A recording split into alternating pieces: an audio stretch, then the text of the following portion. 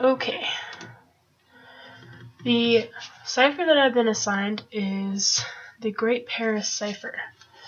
Well, let's start at the beginning.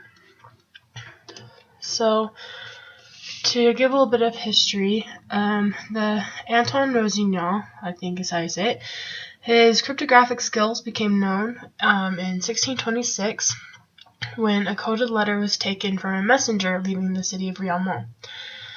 The letter explained that the Huguenots would not keep the city for much longer, and by the end of the day, Rossignol had successfully deciphered it.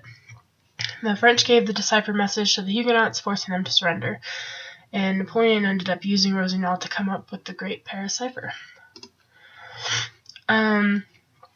George Scovell, the French started using codes in 1811 using simple ciphers known as petits chiffres. These were designed to be written and deciphered quickly on the battlefield and were generally orders based on 50 numbers. In the spring of 1811, they began to write letters with a code based on a combination of 150 numbers. This was known as the Army of Portugal code. A cryptanalyst named George Scovell cracked it within 2 days. At the end of 1811, a new code called the Great Paris Code was sent to all French army officers. It was based on 1,400 numbers and derived from a mid-18th century diplomatic code called the Grand Chiffre, which added meaningless numbers to the end of letters to throw off anybody who might be trying to decode it.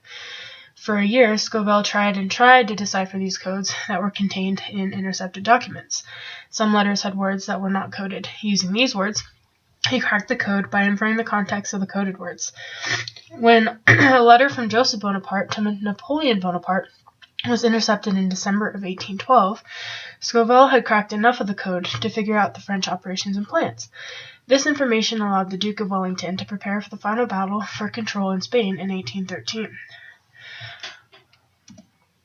This is a picture of the code table that they got from Napoleon, I believe. The British troops discovered this copy, and the code was officially broken. Yes, it's extremely hard to read, but somehow they did it. Each syllable of words and some individual letters had numbers, oftentimes more than one digit. As you can see, like the letter N has either that's a 311 or 511, I'm not really sure. But just for an example, up at the top, every letter has different numbers that go with it.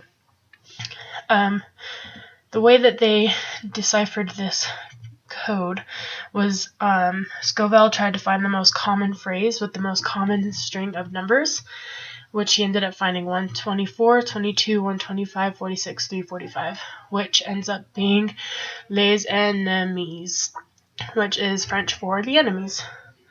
And that is how George Scovell cracked the Great Paris Cipher.